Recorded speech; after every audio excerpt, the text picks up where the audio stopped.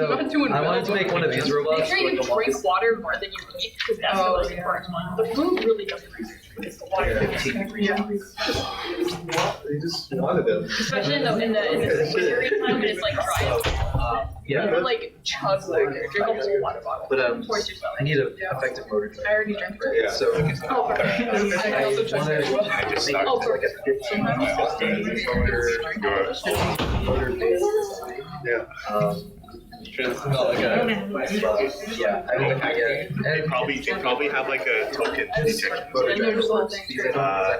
Yeah. So Hey, Jay, do you want to plug in that some like kinks to it? Oh, that's your evil people. No, I haven't. Yeah. Wait, that's because I have one of those. I have literally a box of those. yeah. No, just say the title is today's date. Oh, But yeah, wait. I wanted to pick a cooler. Okay, hold on. What's from the past? No, this is cool. Wait, Jane, I have like a 1 foot by 1 foot by 1 foot cube full of like microcharge. Where's the mic? And I was like, not to be racist. It's like but a I 1 came- foot by 1 foot. I didn't do it. Yeah, I got like some of the Awesome. makes them less motivated. I need something that's like about this type. I see you say that. Batteries right.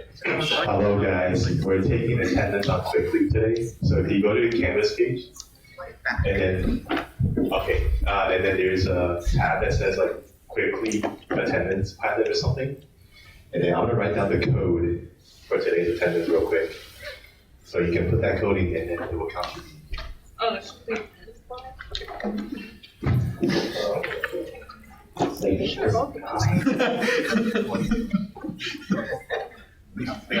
Low repetition.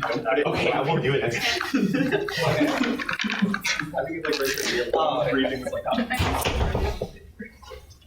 Yeah, wait, I'm gonna miss that.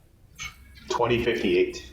That's when we all die. So we all die. You will die 20. Wait, where is it? Do you have the app? If you're on the phone, you might need the app. Downloading app for that garbage. I mean, I have it.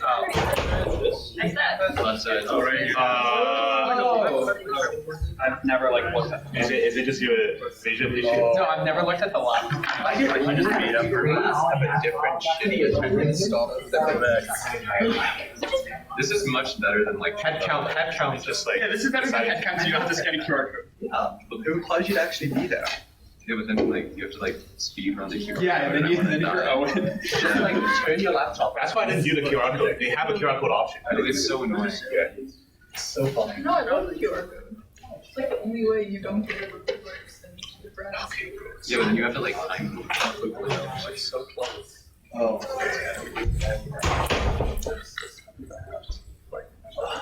Wait. How do you do it? Alright, so today's going to be kind of a hodgepodge. I want to finish off a history lecture that I did not finish last time. I want to talk about some debugging tricks. I want to talk about some stuff that may help you with the homework. And then we're going to talk about weird shellcode, doing fun stuff in it. How people cheat, and when you can plausibly cheat, when you can't. So the first thing I want to talk about is control flow guard, which is the last. I'll turn on this recorder first, actually.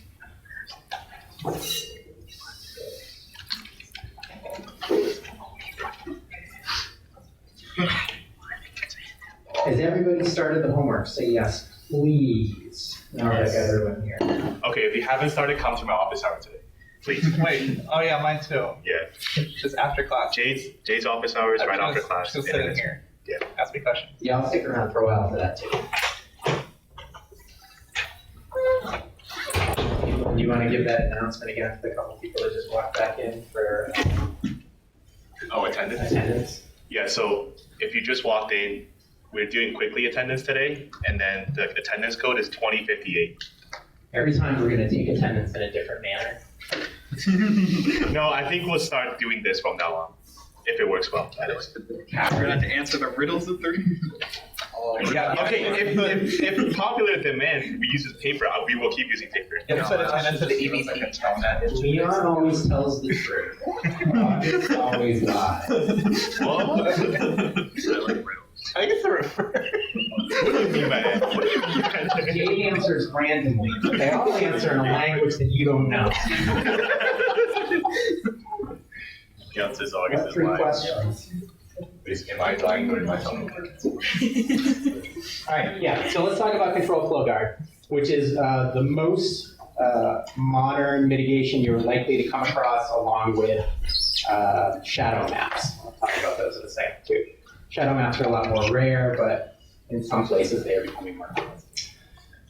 All right, we will talk about vtables in here again at some point. I already introduced them in the graduate seminar because it's kind of necessary for the reverse engineering homework that they had. But vtables are the way that inheritance in object-oriented languages gets encoded inside of structures. So if you're running a class, you write a class, and it's got a bunch of member methods attached to it. And those methods may or may not be inherited from a parent class, right? Like this is kind of a paradigm that people should be fairly familiar with. If you've done that, the way that this works is you have a normal structure, just like in C. It's just elements that are concurrent to each other in memory, one block. But you have a pointer to a virtual function table or a vtable. And that vtable lives on a code page, and it has just a list of functions. And it says, the parent class, these are the methods on the parent class. The child class, these are the methods on the child. And depending on how it's called, which can be dynamically done, it'll pick the right one, right? But the pointer to those vtables are in writable memory, okay? So overwriting a class that is living anywhere in the stack or the heap will give you control of that. And so indirect control over the methods that are called. And so that's how most of modern heap exploitation is performed, is by attacking those vtables. And so the response to that was, all right, we're going to create kind of a shadow bitmap of sectors of memory. And we're going to say we assume that all functions are aligned to a certain, say it's 32 bytes or 16 bytes, depends on your processor. And if you look at your code in either GDB or IDA or any other disassembler, what you will see is at the end of a function, there's some nonsense before the next function. And the nonsense is there to align the next function on a certain alignment, right?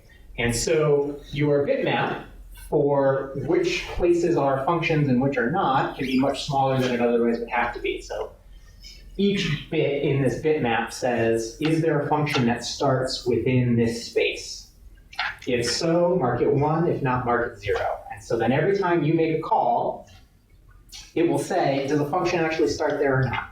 If it doesn't, kill you. If it does, run the function. And the point of this is to stop you from making arbitrary gadgets to solve ROP, right?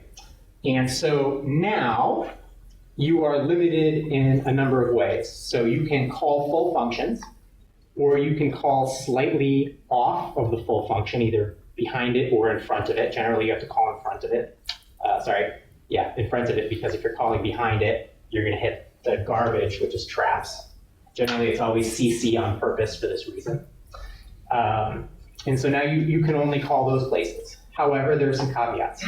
This is a compile time mitigation. The compiler says, I put all of these in place and I build the bitmap, I know where everything is, right? It's not a runtime, which means that anytime there's code being generated at runtime, there is no bitmap for it. And so within the pages that are generated at runtime, everything goes, right? And so if you have, say, any sort of engine that's doing JIT, so you've got a JavaScript engine in there, all those code pages are going to be executable everywhere. And so you can build your gadgets, force them to be built inside the JavaScript. So let's imagine this scenario. You are attacking a web browser, and you need to beat control flow guard. Control flow guard is not compiled into a lot of places, but web browsers are one of them. You tend to see it, which is hilarious because it's also the easiest place to be. You decide what gets JITted, right? You are the one sending the JavaScript that this web browser is going to render. And so you send it all this code, it just in time compiles it into native code, puts it on a page that has no bitmap, and then you can call back into that arbitrarily for your gadgets.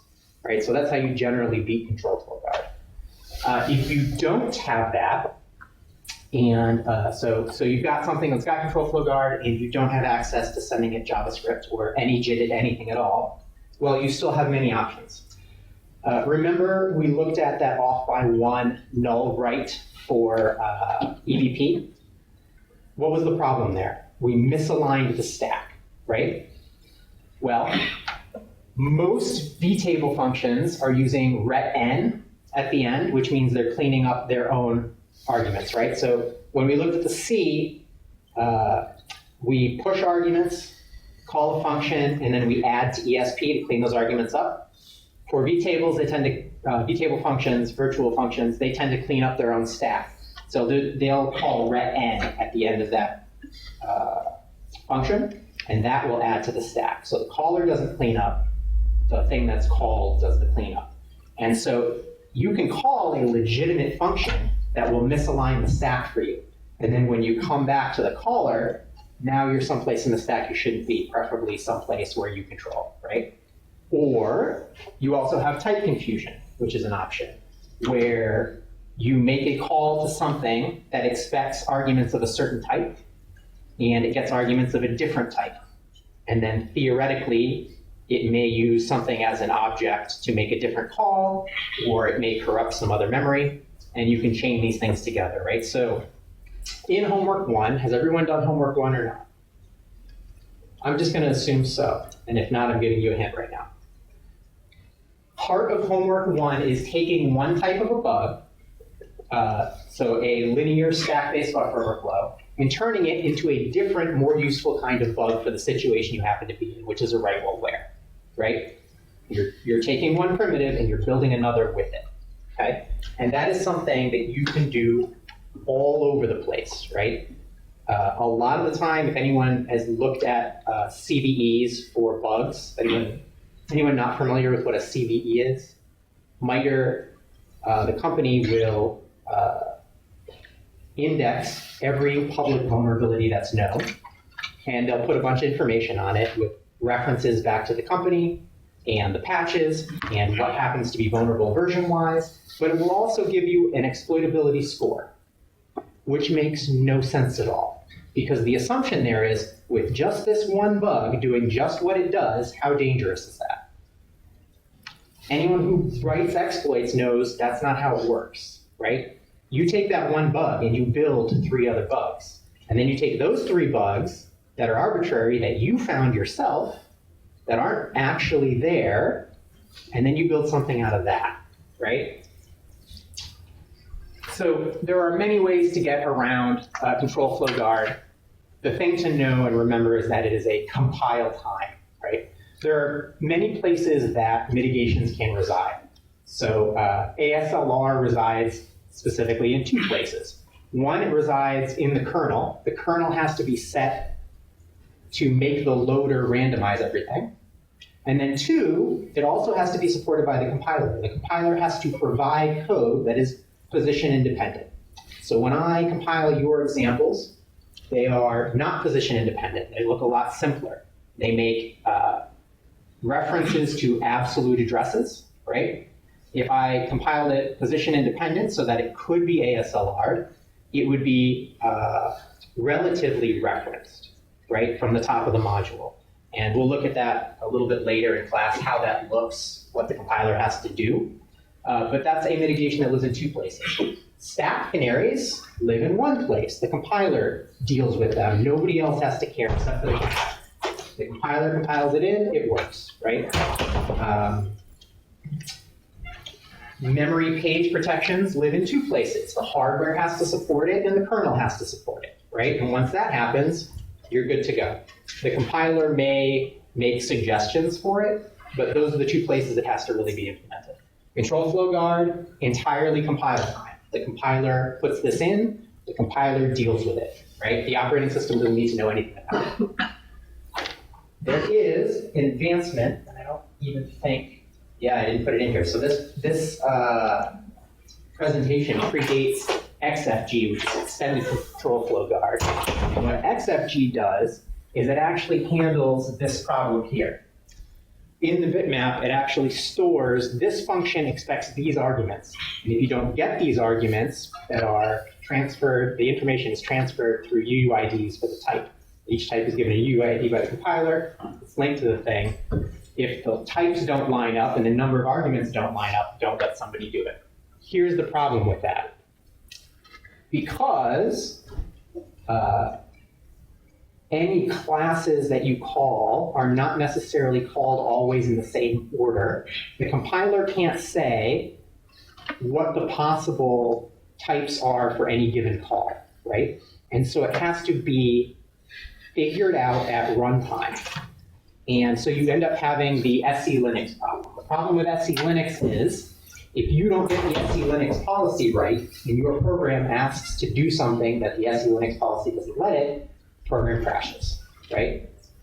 But there's no way for the compiler to list all of the possible options for what's available there. And so what people have to do is basically fuzz their own program that they wrote until they get full what they think is code coverage, and then build a policy off of that.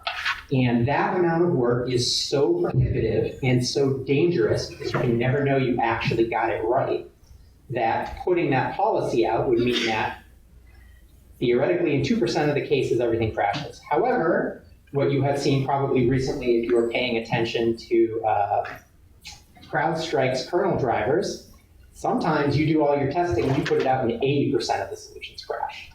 And nobody wants to go through either the work or the risk to do that. So you will probably never see XFG in any running program, even in a Microsoft native program, and they wrote the thing. Right?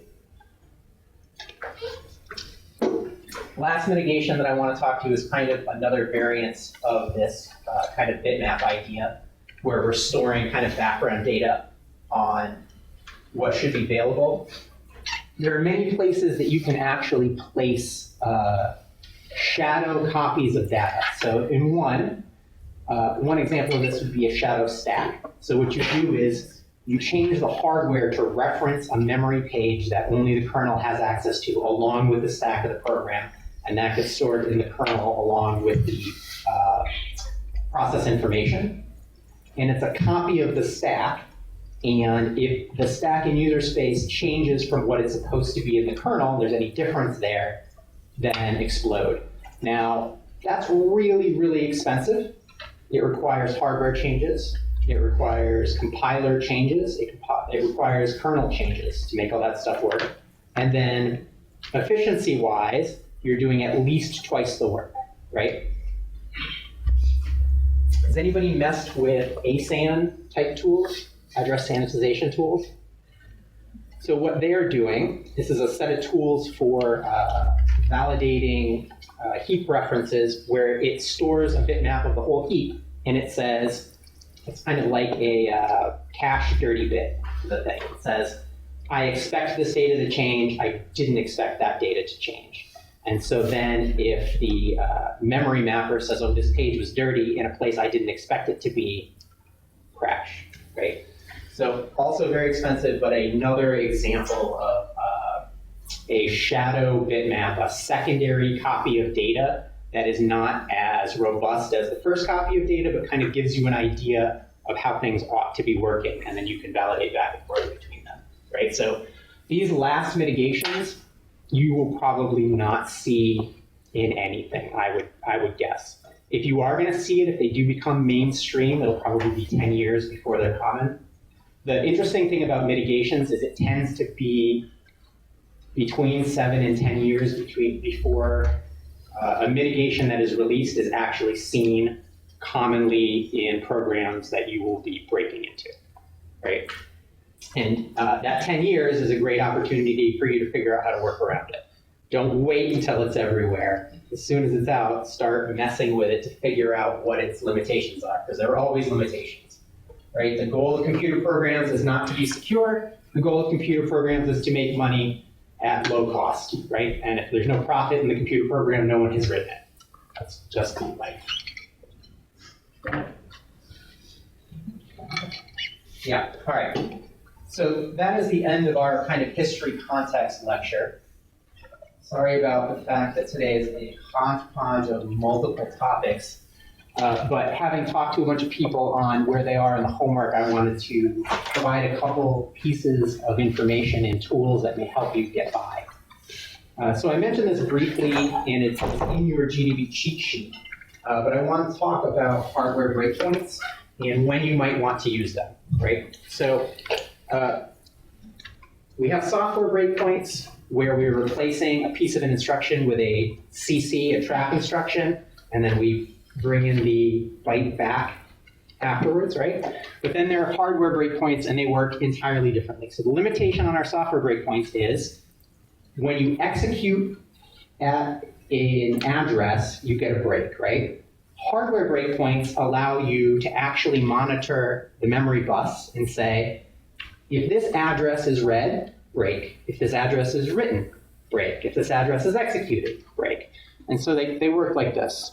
In GDB, you've got a couple things. You've got watch, which is a write breakpoint. You've got rwatch. I don't know who named these. It's not great. Which is read and execute. And then you've got awatch, which is read, write, execute. Okay? So anytime you execute an instruction, you have also read it. That seems fairly obvious, right?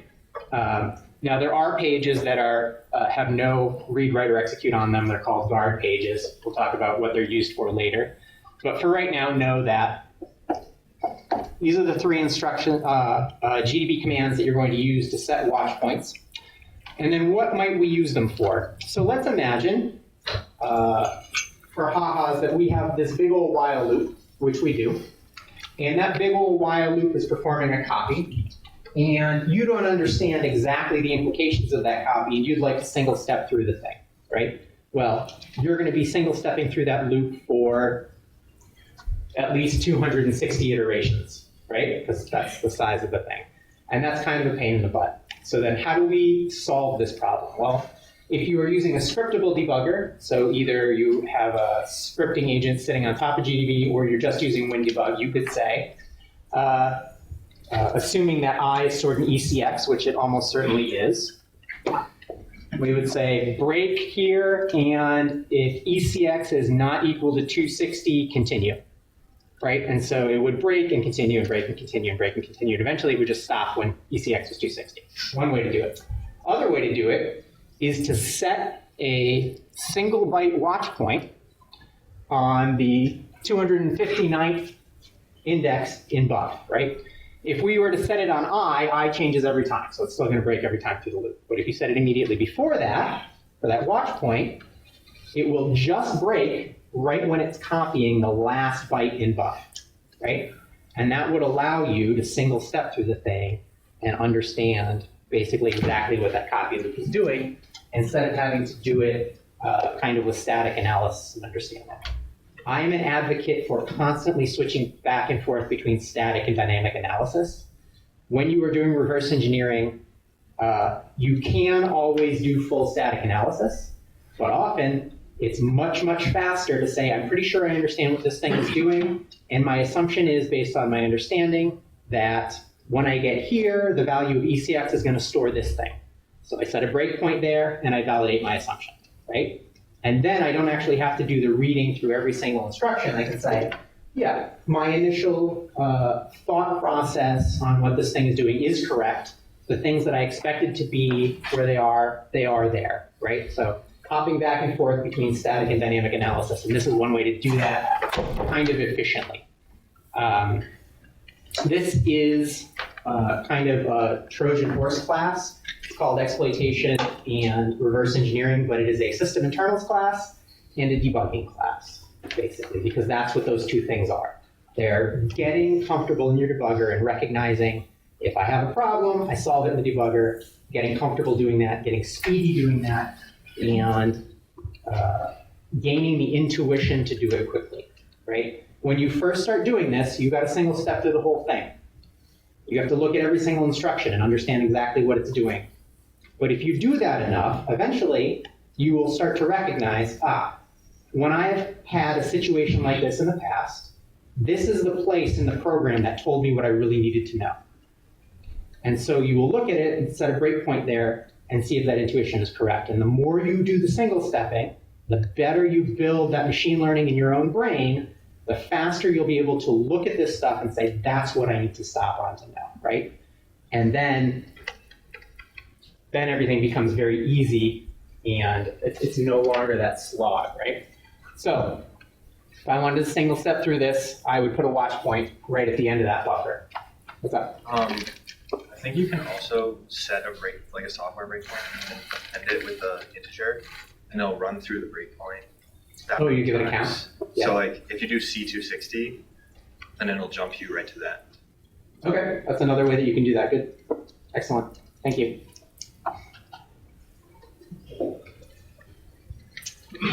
So in this case, that'll definitely work. In some cases, you'll have a variable amount. You won't know, right? So, but yeah, this is a good, another good way to do that.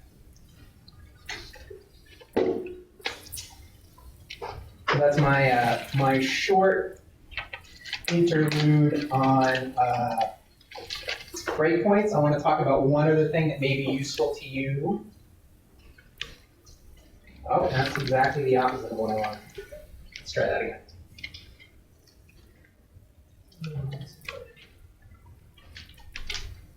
I like using this online assembler disassembler because it will do both. Okay, so let's imagine that we are in a situation like the one we talked about before, where we need to make a small change to some shellcode to accommodate a strange situation. Theoretically, maybe the situation is the place that we can execute based on the registers that we have at crash time does not have enough space to store our shellcode.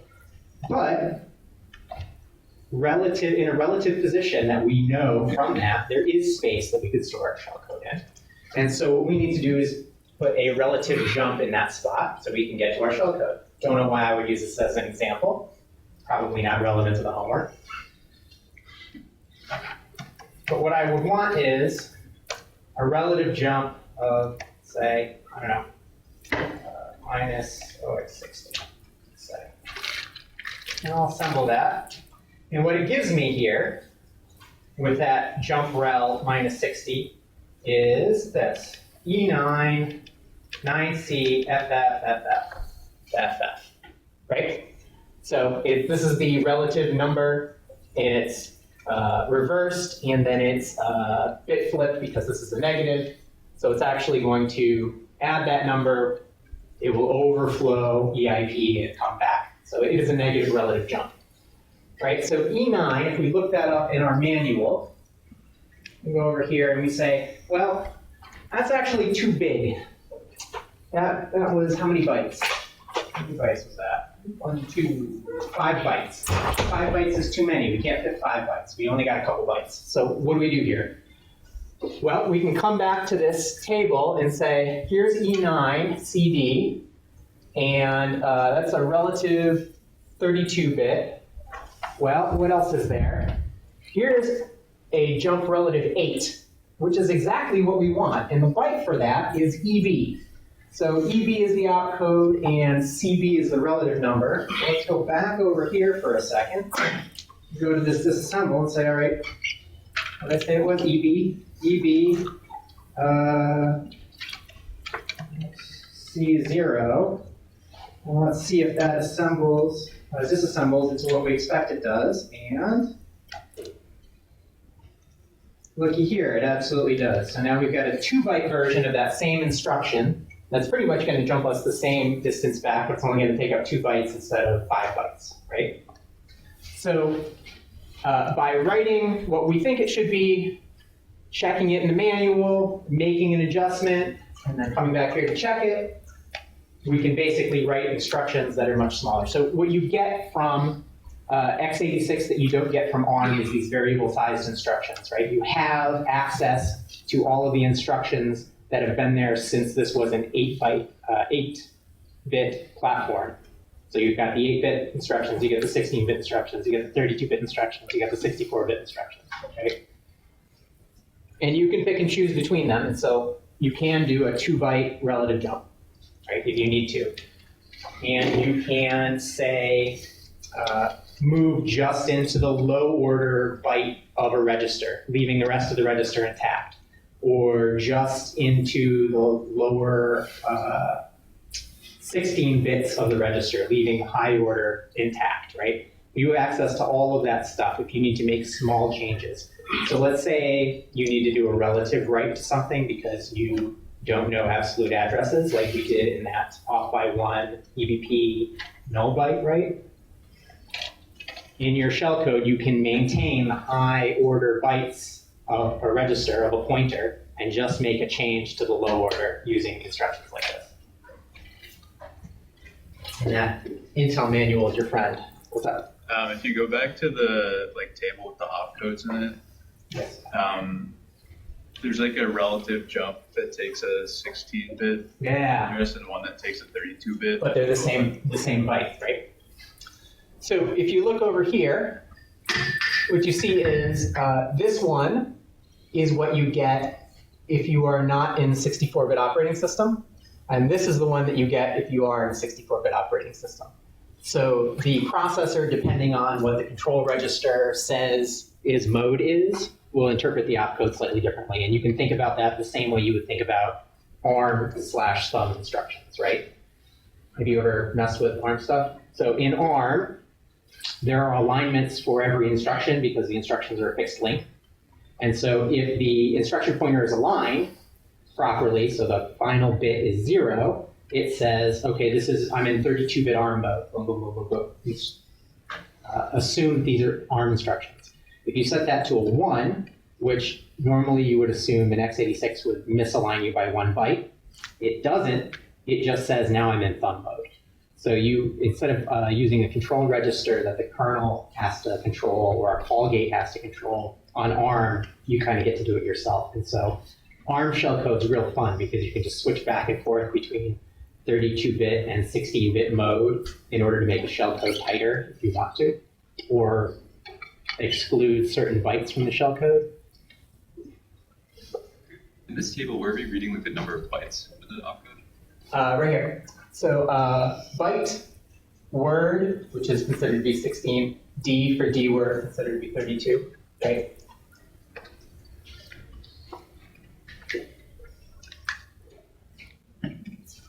There's probably, I don't understand why I keep doing that. So there's probably a way to specify for that online assembler exactly what width you want. However, that's going to be specific to the assembler, and I don't know what it is on that one. So in the background, that website is calling out to some assembler. It's going to be NASM, which I tend to use, or it's going to be some other assembler. And it's got its own syntax for what your bit width for your argument is going to be. So probably you could guess which one it is by trying several, but doing it this way is a little bit nicer. That promotes more understanding, let's say. All right, so that's actually a pretty decent intro to what I want to talk about for the majority of our time today, which is shellcode, kind of some paradigms for shellcode, how it differs across operating systems, and the sort of problems you end up solving in shellcode. So we talked about some caveats previously when we looked at the examples in the first lab and homework, right? We looked at how there are limitations on what bytes can be entered into the shellcode, and that's based on how the input is taken, right? In the example we looked at, some of the bytes that weren't allowed were obviously a null byte, because that terminates the string copy. A space might be a problem, or carriage line or carriage return or new line would be a problem, because we're sending it in as arguments, right? And so that would delineate when the line should be flushed and checked.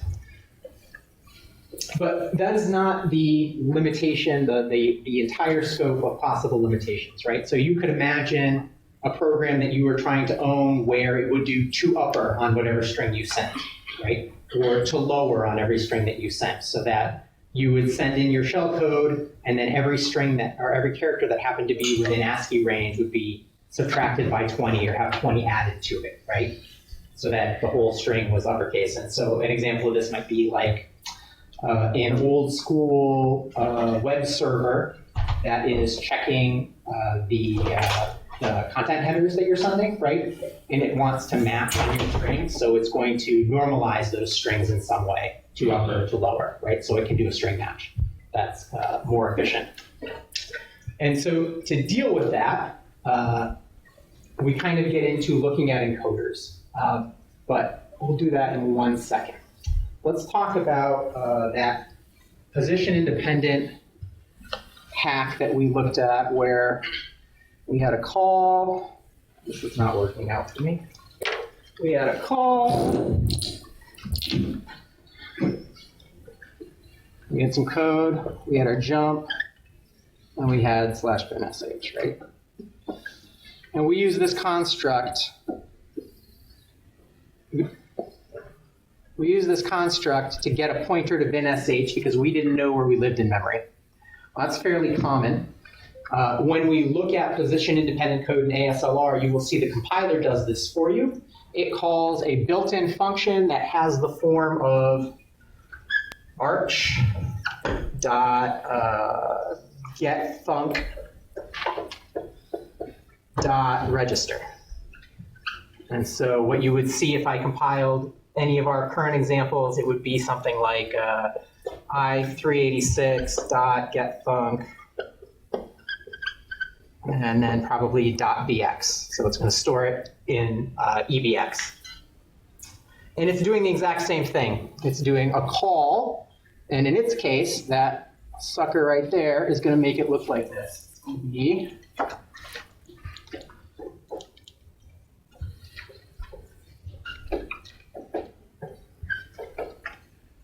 Call to here.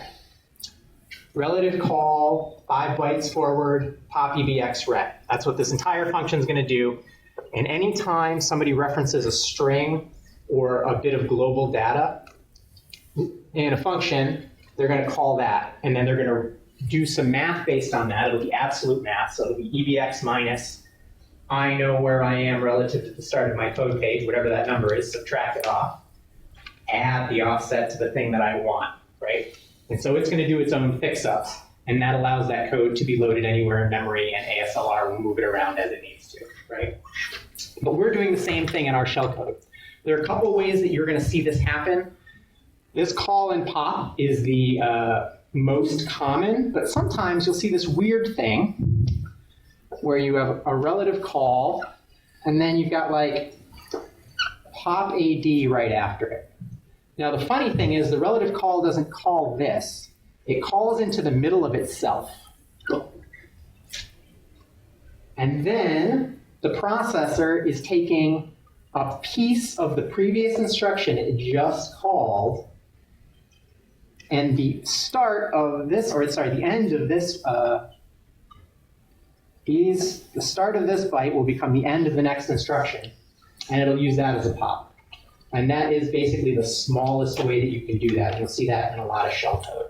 So if you ever see this, this is what's going on. It's calling into itself, into the bytes of that instruction. So the call relative is like a 3-byte instruction, I think in that case, and the pop add is 1 or 2, and so it'll call right back into the middle of the call. And because you can misalign instructions on x86, that works great, and it's, oh, I don't know, 1 or 2 bytes smaller, which is not absolutely necessary, but hackers like to be clever jerks sometimes, so you'll see it a lot.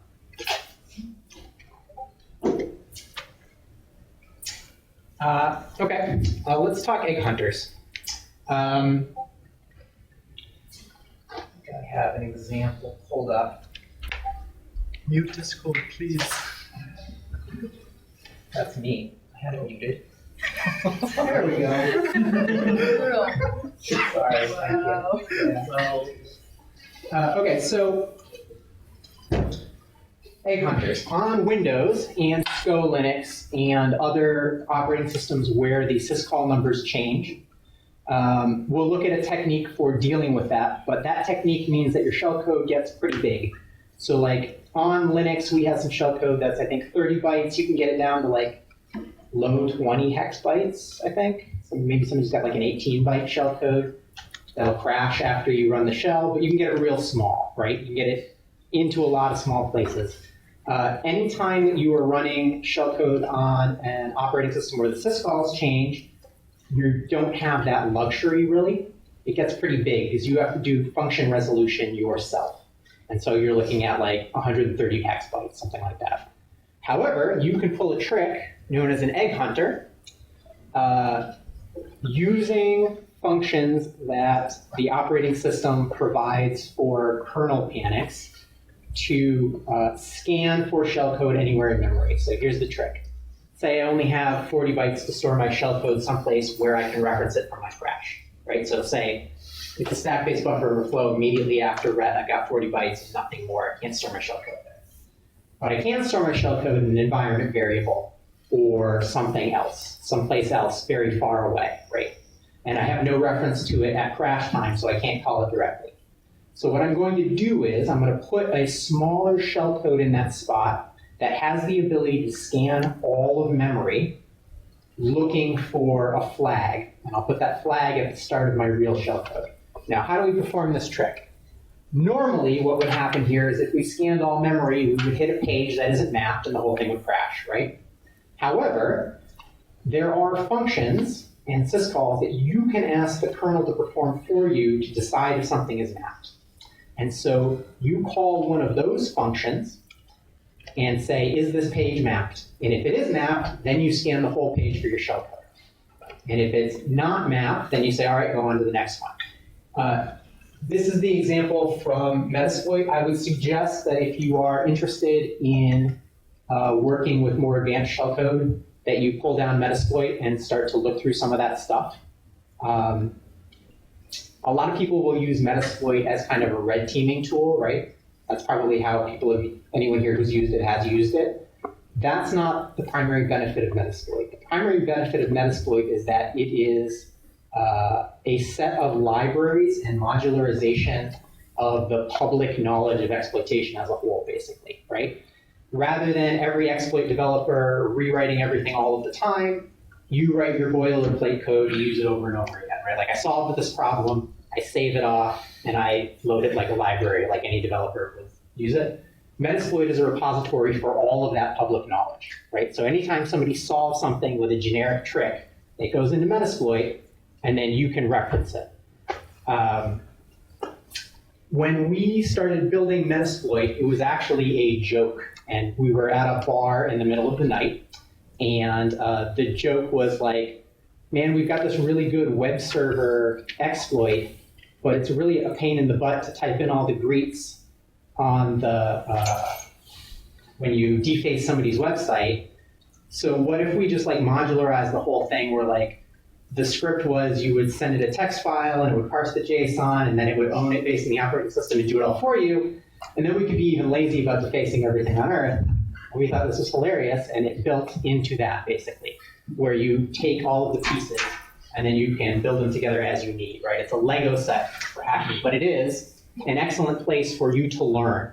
You can say, what is the public knowledge on how to solve this specific problem? And it stores a lot of it, right? So pulling it down, working through shellcode, working through exploits in it, is a great way to learn quickly. So the shellcode in the egg hunter shellcode in Metasploit uses a call ntDisplayString, and it is actually pretty far up on the syscall list, which means that the odds of it being pushed down are low. That syscall list is alphabetical, so if somebody adds a syscall to the list, it gets added alphabetically. Everything underneath it gets pushed off.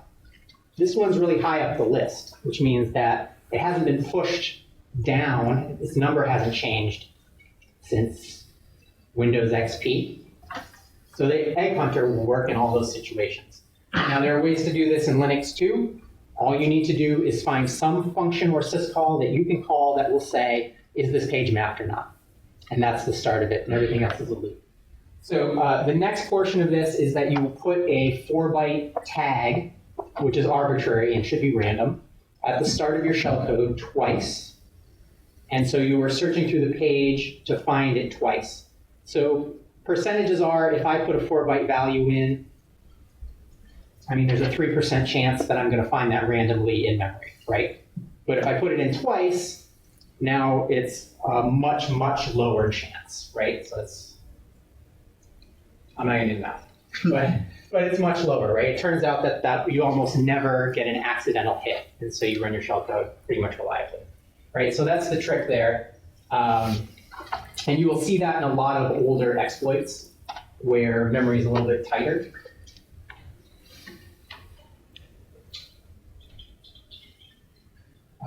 The shellcode that we have looked at currently is just shell spawning shellcode, right? It replaces the program that's running with binsh. Now this is great for a local, but it doesn't really help you if you are on a remote system. Like, great, I've replaced Nginx web server's thread with a shell. I don't have access to the shell, right? There are a couple ways to solve that, right? You don't necessarily just need to call the shell. You have access, once you're running shellcode, to all the system calls, whether or not you're on Linux or Windows. And so you can build a program that does basically anything. So you will see a couple things. You'll see opening a socket that has had the standard in and standard out for a shell piped to it. So it'll spawn the shell, but standard in and standard out will be going over 8888, and then you can connect to it with Telnet or whatever, right? That's one option.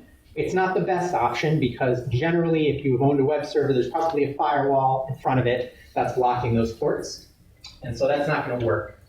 But a connect back will, which means you start the listener on your side, and then you have it open a socket back to you, right? Most people have their firewalls pointed in the wrong direction, by which I mean they are stopping people from connecting to sockets outside to inside. That's dumb.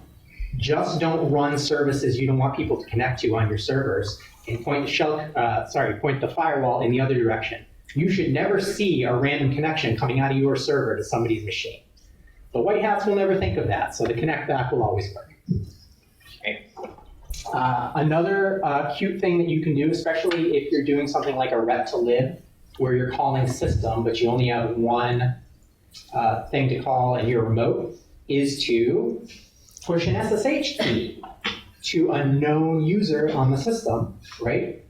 Because you can do that with echo. So one line that you can send to system will let you drop an SSH key into their authorized keys, and then you can connect as that user, right? That's my most common move on embedded systems, right? If you can run it 2 or 3 times, you can drop the authorized key and start the SSH server. You can add a user, drop an authorized key, and start it, right? Very often, if you can do a ret to lib like system, you kind of get multiple tries at it. You can just do it over and over and over again. You could write an entire script, one line at a time, to the hard drive and then run that script, right? All that stuff is fair game if you've got that sort of situation going.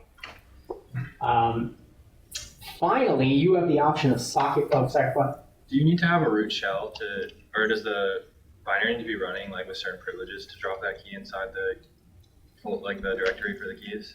No, because it's per user. So whatever user's running the service, you can SSH in as that user. Usually they can just write to their own key.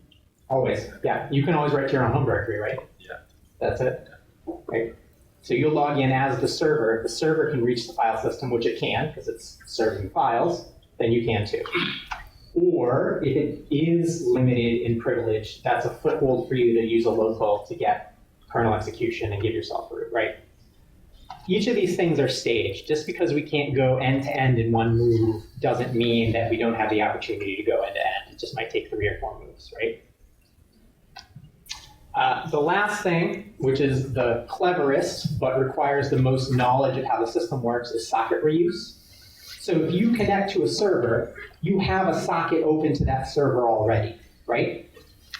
You can dump that input and output pipe from that socket and point it at SH, and then suddenly the socket that you had that was talking to the web server is now talking to SH, right? But that means you need to know what those file descriptors are. So you need to know, when I say know, I mean you need to have an idea of where it is in memory. Like you need to know the absolute address of where those file descriptors are stored. You need to be able to reference it in your shellcode and then call dump on it. So dump2, right? Or duplicate, yeah. Yeah. That one is the cleverest because from an outside view of somebody looking at the network, nothing happened, right? There's not a weird connection coming in. There's not a weird connection going out. It's just somebody talking to the web server. It looks exactly the same as it did. If that socket is encrypted, it's still encrypted, right? And now you're talking to a shell over it. You've got your own private SSH server nobody else knows about. It's just in memory. You didn't touch disk, right? But it requires knowledge. You need to understand the program, and you need to be lucky enough to have access to those file descriptors, right? All right. Let's discuss obnoxious shellcode. And by way of talking about Windows shellcode, we will also talk about using segment selectors. We talked about segment selectors a little bit. They are underused on all modern operating systems. Functionally, a segment selector, and this is what it looks like to use one, we're going to use the F segment, allows you to map memory that is referenceable only in certain ways, only through that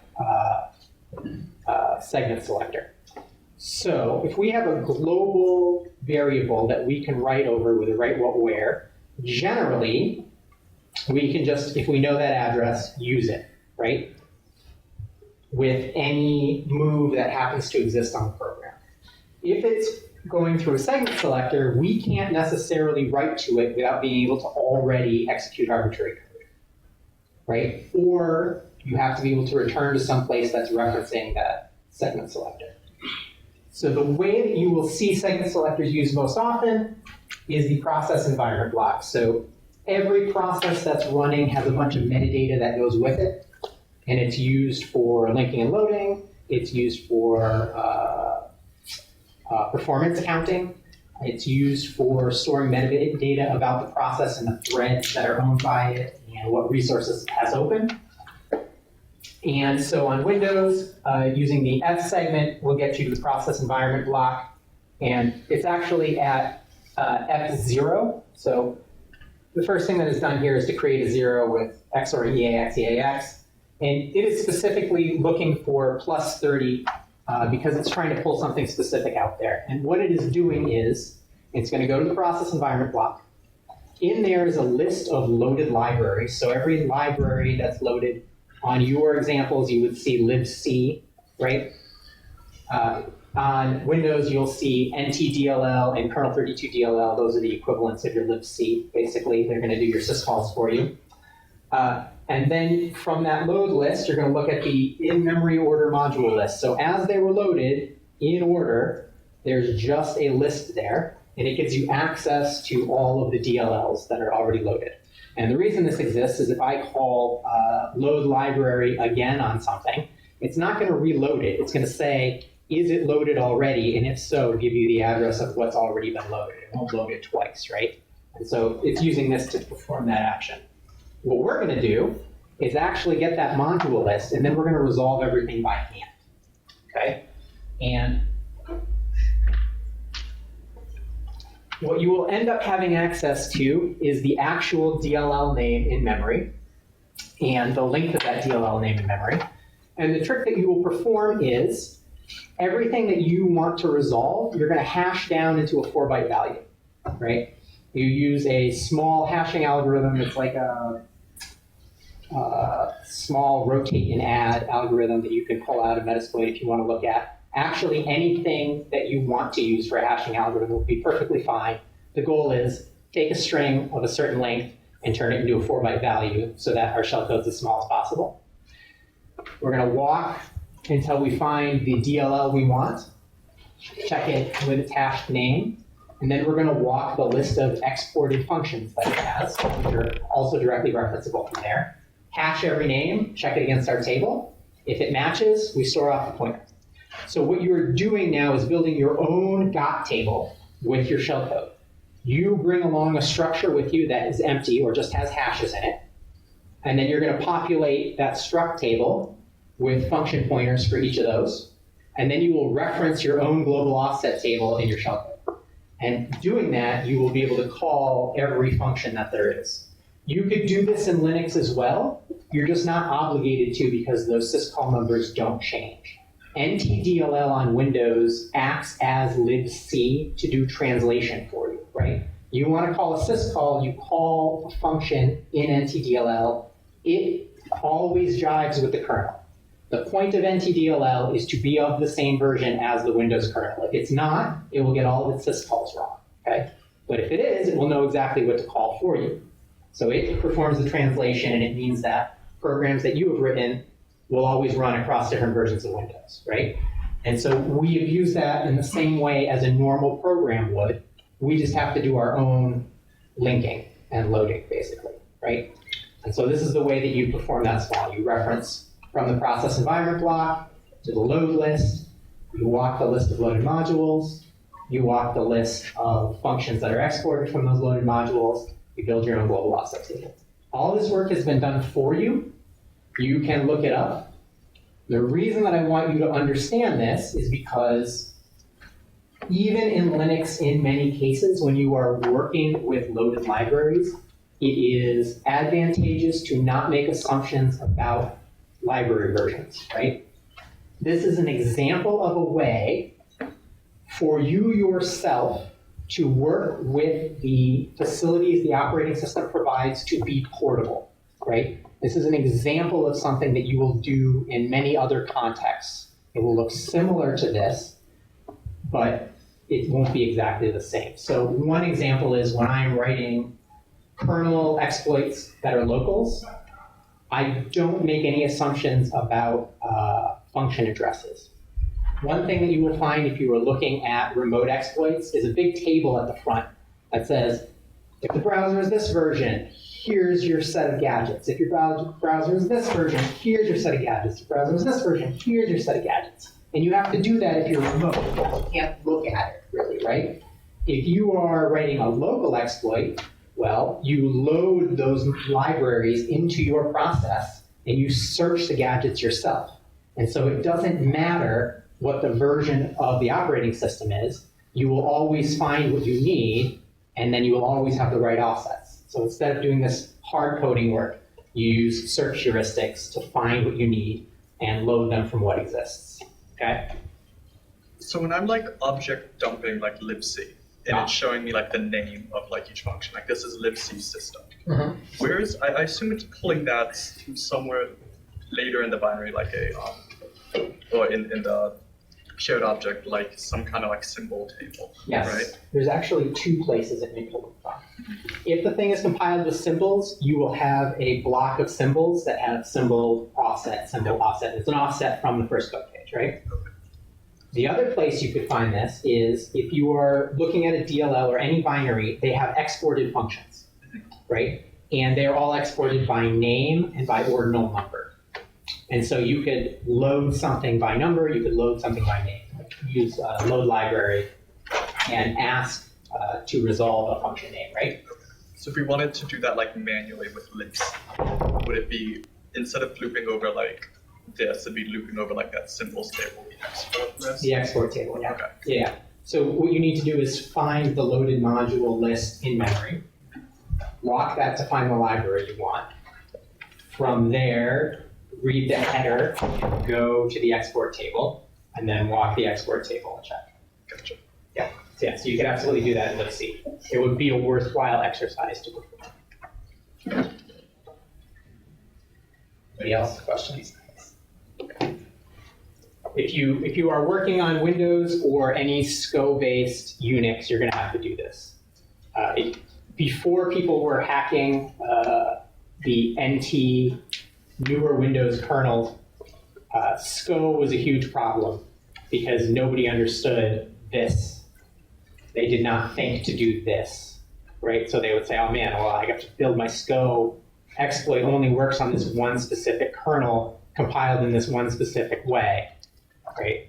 And you would hear Unix hackers complaining about SCO all the time because of that.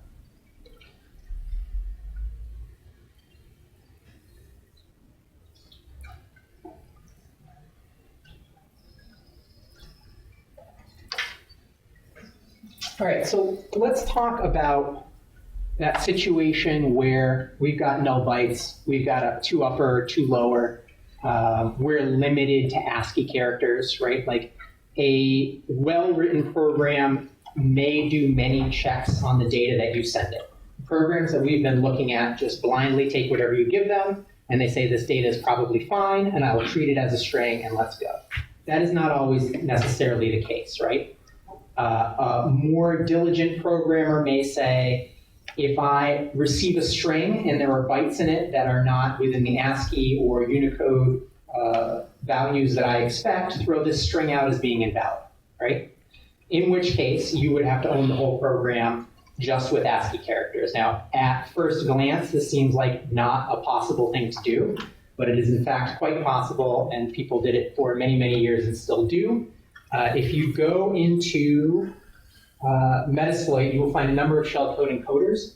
Some of them are to get around these data checks, and some of them are for security product evasion. So if we are all using the same Metasploit shellcode that somebody else has written for us as boilerplate, it may occur to somebody who is trying to defend things to search for that set of bytes and then decide that whatever it is malicious if they saw that set of bytes, right? And so it would behoove us to be able to randomize that set of bytes in some way, and that's how you end up with polymorphic viruses or polymorphic shellcode. So in Metasploit, you're going to see, I think, 4 or 5 different data check encoders. There's an uppercase alphanumeric, there's a lowercase alphanumeric, there's just alpha uppercase, there's just alpha lowercase.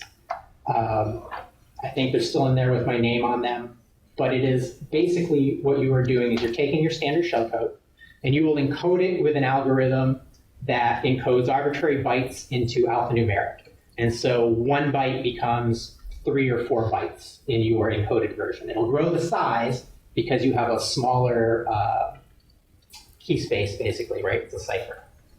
And then your decoder is a stub that you stick at the front of this encoded shellcode.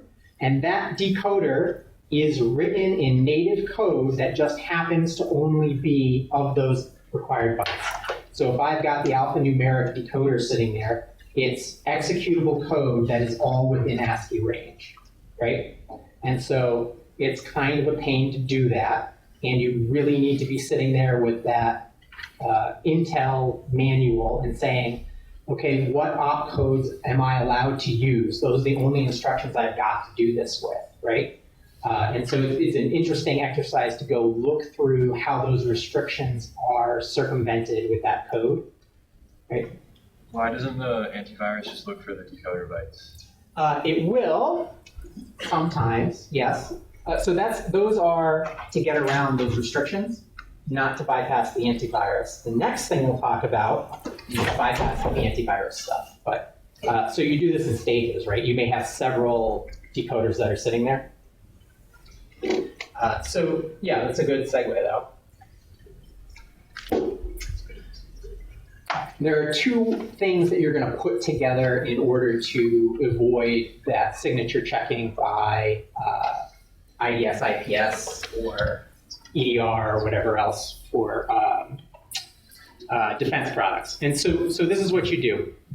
The first thing is a random NOP generator. So we've already talked about how there is a no operation instruction on x86. It's 90, it's a single byte, and it actually decodes into the instruction NOP, which does nothing, and it exists there to kind of fill pipelines for optimization. However, that's not the only thing that's a NOP. Any instruction that does not crash and does not corrupt values that we need can count as a NOP, right? As long as the instruction is going to run, it's not going to reference memory that's bad, and it's not going to trash a register that stores a value we need to store, that counts as a NOP. One of the other ones you've seen is 41, which is ASCII for capital A, which is inc ECX. So if you don't care what's in the value of ECX, that's a single byte NOP, right? in Metasploit, there is a random NOP generator, and what it does is it takes a set of registers as static, registers that it's not allowed to change, and it randomly generates a byte. So it's going to generate XX, and it's going to say, what are the implications of that byte? Will that byte read memory? No. Will that byte modify a register that we need? No. That's good. Okay, next one. Okay, next byte is YY. Okay, now execute the whole thing, or symbolically execute it, and say, what are the side effects of that? Will that reference memory? Will that trash our registers? No. Okay, next one, ZZ. Okay, that trash is something we need. That's not going to work. Generate another random byte. AA. No, we're good. And just keep going on like that recursively until you get to the length that you want. So you provide this sucker a set of registers not to trash and a length, and it will generate you a set of plausible NOPs for your situation. Okay, that's step one. That means we can make our shellcode decoder an arbitrary length. We can fill all the space we have with randomness by doing that. Here's the second thing you do. Anytime you write a program, and you're going to be looking at this, all the grad students have done this, breaking your program up into logical blocks. A lot of those logical blocks are not dependent on other blocks. They can be done at any time. Some of those logical blocks are dependent on work done by prior blocks, and so they have dependencies. So you can take any program and build a dependency graph and say, before I do C, D, and E, A and B need to be done. But A and B can be done in any order, right? And so now you've got this dependency graph of code blocks, and you can randomize them as long as you make sure that the dependency blocks come before they're required, right? Now, between each one of those blocks, you put an arbitrary number of those random NOPs. Now what you've got is a situation where of an arbitrary length of space, I've got mostly random data with some code interspersed into it in a random order, and I build my shellcode decoder to do that. And that is, in Metasploit, shikataganai, which is Japanese for why even bother. The only way that you can detect that, and I did write a snort module that detects it, is to build a state machine, right? It's a satisfaction state machine where it knows what the blocks are and what they do. And so I move through my own state machine in the same way that the dependency graph works. And if you reach the end of one of the state machine blocks, then it'll fire and block it. But by then, most of it's gone by anyway.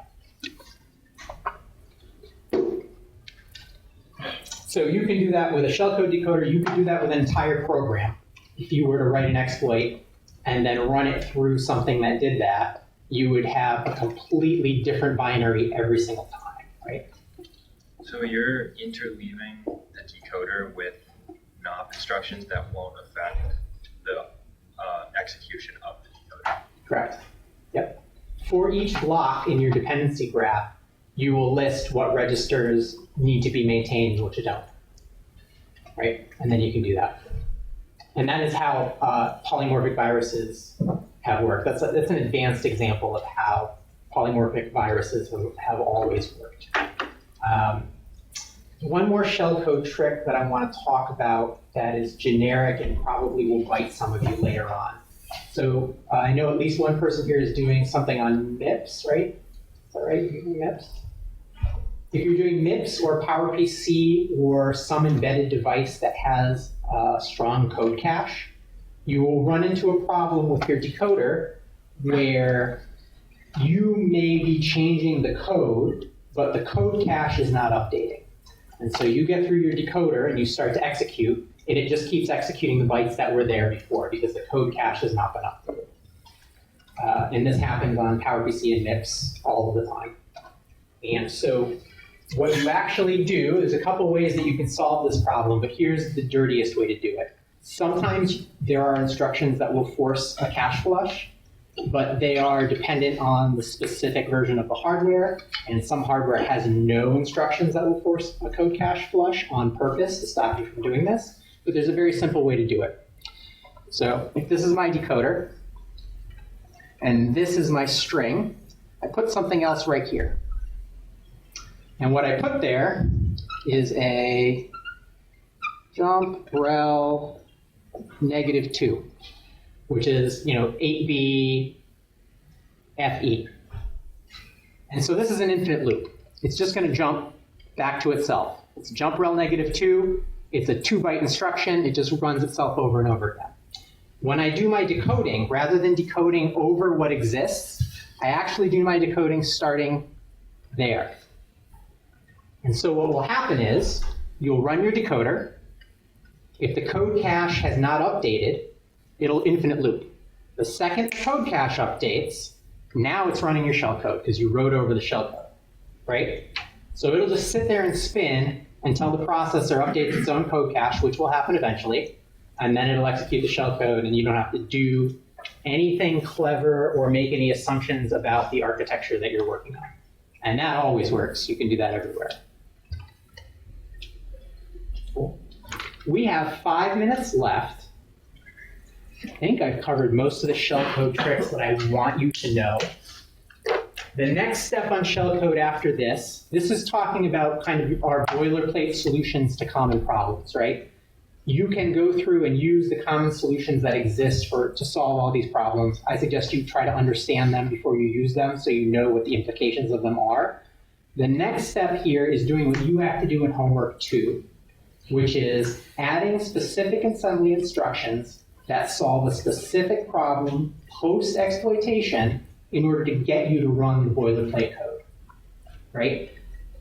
In example 2 on the homework, there is not enough space to store your shellcode in the common place we have been storing it.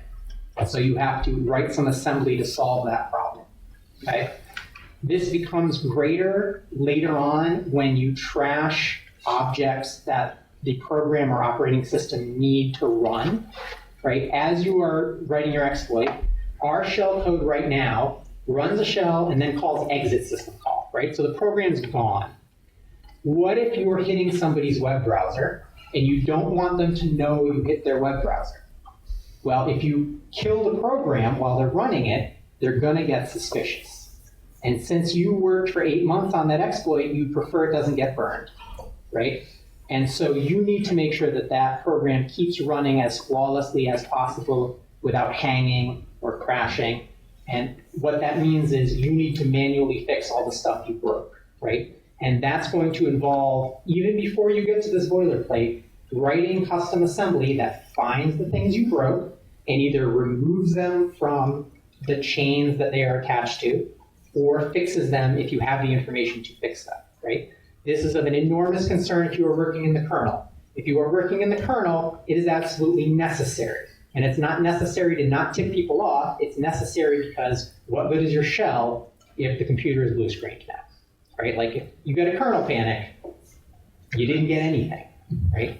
And so you have to fix all that stuff up first thing. Something else that you'll probably see in more advanced shellcode is spawning another thread to run the stuff, right? If I replace the thread that's running with a shell, that's no good. But I can spawn another thread that runs a shell myself, right? And then whatever the user is doing, it still continues on cleanly, right? And then even if I trash that thread, as long as I do it properly, I'm not going to crash the whole program. I can just exit my thread, right? Cool. Does anybody have questions about the homework or about the text questions for the homework?